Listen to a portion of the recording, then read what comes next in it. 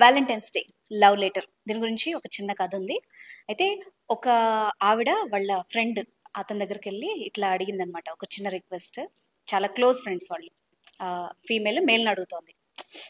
నాకు ఒక చిన్న కోరికను తీరుస్తావా అని చెప్పి.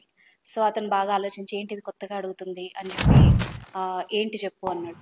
మంచిగా ఒక ఒక లవ్ లెటర్ రాసిస్తావా, నాకు నువ్వు రాస్తావా అని అడిగింది. అంటే నేను ఎంగేజ్లో చాలా అందంగా ఉండేదాన్ని. నాకు చాలా లవ్ ప్రపోజల్స్ వచ్చాయి, చాలా లవ్ లెటర్స్ వచ్చేవి. కానీ అవి ఏవి నా దగ్గర రాలేదు. ఎందుకంటే మా డాడీ గుమ్మం బయట తీసుకొని అవి చింపి డస్ట్బిన్లో వేసేవాడు. సో నాకు ఒక అతనితో పెళ్ళైపోయింది. ఆ కోరిక తీరలేదు. సో అతను ఫస్ట్ చాలా కన్ఫ్యూజ్ అయ్యాడు. ఏంటి ఇది, నా ఫ్రెండ్ నన్ను లవ్ లెటర్ రాయమని అడుగుతోందని చెప్పి. ఎందుకంటే మా ఆయన కూడా నాకు ఎప్పుడు లవ్ని ఎక్స్ప్రెస్ చేయలేదు.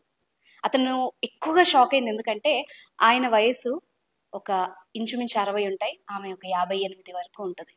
40+లో చాలా మంది లేడీస్, మీ అమ్మలై ఉండొచ్చు, అక్కలై ఉండొచ్చు, లేదంటే ఇంట్లో ఉన్న లేడీస్ ఎవరైనా కూడా 40+లో చాలా మెంటల్ ఇష్యూస్తో ఇబ్బంది పడుతున్నారు. ఇలాంటి టైంలో వాళ్ళకి బాధ్యతలు మీదేసుకొని లైఫ్ ఎంగేజ్ అంతా అయిపోయి ఫ్రస్ట్రేషన్లో ఉంటారు.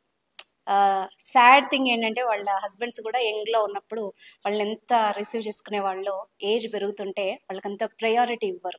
ఎందుకంటే వ్యాలంటైన్స్ డే అంటే ఒక టీనేజర్సే చేసుకోవాలి, ప్రేమికుల రోజు అంటే వాళ్ళు మాత్రమే సెలబ్రేట్ చేసుకోవాలి, ప్రేమ లేఖలు రాసుకోవాలి, లేకపోతే గిఫ్ట్స్ ఇచ్చుకోవాలి అన్న ఒక్క మిత్తు నుంచి బయటకు వద్దాం.